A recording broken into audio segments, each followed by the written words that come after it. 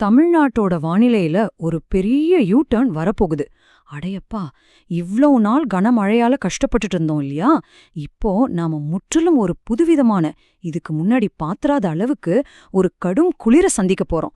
வாங்க, இந்த ஆச்சரியமான மாற்றத்தை பத்தி நாம இப்போ முழுசா பார்க்கலாம். வடகிழக்கு பருவமழை ஒரு வழியா நம்ம கிட்ட இருந்து விடை பெறுது. அப்பாடா, மழை ஒரு வழியா முடிஞ்சுது அப்படின்னு நம்ம பெருமூச்சு விடுற நேரத்துல ஒரு முக்கியமான கேள்வி வருது. சரி, அடுத்து என்ன? மழைக்கு பிறகு வானிலை எப்படி இருக்க போகுது? முதல்ல ஒரு நல்ல செய்தியில இருந்து ஆரம்பிக்கலாம். அக்டோபர் மாசத்துல இருந்து நம்மள வாட்டி வதச்ச வடகிழக்கு பருவமழை கடைசியா அதோட இறுதி கட்டத்துக்கு வந்துருச்சு. அந்த தீவிரமான மழையோட காலம் முடிய போகுது. சும்மா யோசிச்சு பாருங்க. போன சில நாட்கள்ல மட்டும் நாகப்பட்டினம் மாதிரி டெல்டா பகுதிகள்ல 30 சென்டிமீட்டர் வரைக்கும் மழை கொட்டி தீர்த்திருக்கு.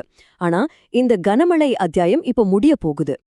ஆமாங்க, இன்னும் 1 இல்ல 2 நாள்ல வடகிழக்கு பருவமழை தமிழ்நாட்டை விட்டு முழுமையா விடைபெறும்னு எதிர்பார்க்கப்படுது. இனிமே மிக கனமழை அல்லது அதிகனமழைக்கான வாய்ப்பு கிட்டத்தட்ட 95% குறைவு. ஒரு பெரிய நிம்மதிதான். ஆனா ஒரு ஆபத்து விலகும்போது நாம கொஞ்சம் கூட எதிர்பார்க்காத ஒரு புது ஆபத்து காத்துக்கிட்டு இருக்கு.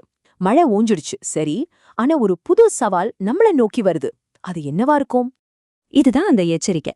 பொதுவா நம்மளோட கவலையெல்லாம் வெள்ளம் வருமா, கனமழை பெய்யுமான்னு தான் இருக்கும். ஆனா இந்த தடவை பனிப்பொழிவை பார்த்து நாம எச்சரிக்கையா இருக்க வேண்டிய நிலைமை வந்திருக்கு.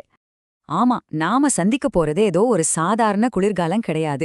இது இதுக்கு முன்னாடி இல்லாத அளவுக்கு ஒரு தீவிரமான பனிப்பொழிவையும் பயங்கரமான குளிரையும் கொண்டு வரப்போகுது. அது எந்த அளவுக்கு தீவிரமா இருக்கும்னு பாப்போம். இந்த தேதிகளை நல்லா நோட் பண்ணி வச்சுக்கோங்க. ஜனவரி 15ஆம் தேதியிலிருந்து பிப்ரவரி 2வது வார வரைக்கும் தமிழ்நாடு முழுக்க ரொம்ப தீவிரமான குளிர் நிலவ போகுது. இது ஏதோ ஒரு சில நாள் இல்ல, கிட்டத்தட்ட ஒரு மாச காலம். வெப்பநிலை எவ்வளவு குறையும் தெரியுமா? நம்ம சென்னையோட வெப்பநிலை 17 டிகிரி செல்சியஸ் வரைக்கும் சரியும்னு கணிக்கப்பட்டிருக்கு.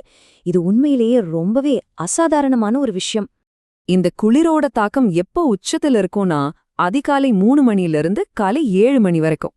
இந்த நேரத்துல வெளிய போறதே கஷ்டமா இருக்கிற அளவுக்கு பனிப்பொழிவும் குளிரும் ரொம்ப தீவிரமா இருக்கும். இன்னும் சிம்பிளா சொல்லணும்னா, இயல்பா இருக்க வேண்டிய வெப்பநிலையை விட 2 to 3 டிகிரி செல்சியஸ் வரைக்கும் வெப்பநிலை குறைய போகுது. சாதாரணமா 18 டிகிரி இருக்க வேண்டிய இடத்துல வெறும் 15 டிகிரி தான் இருக்கும். அப்போ குளிரோட தாக்கத்தை நீங்களே யோசிச்சு பாருங்க. இந்த ஒப்பீட்டை பாருங்க. வரப்போற நாட்கள்ல தமிழ்நாடு முழுசும் ஒரே நீலகிரி மாவட்டமா மாறப்போகுதாம். ஆமா, ஊட்டி, கொடைக்கானல்ல இருக்கிற குளிர் நம்ம சென்னை, மதுரை மாதிரி நகரங்கள்லயும் உணரப்படும். இதுதான் வரப்போற குளிரோட தீவிரம். குறிப்பா சில உள் மாவட்டங்கள் ரொம்பவே கடுமையான பனிப்பொழிவை சந்திக்க போகுது. சேலம், திருவண்ணாமலை, வேலூர், திருப்பத்தூர், அப்புறம் ராணிப்பேட்டை மாவட்டங்கள்ல இருக்கிறவங்க ரொம்பவே கவனமா இருக்கணும். சரி, இந்த ஒட்டுமொத்த வானிலை மாற்றத்தோட சாராம்சம் என்ன?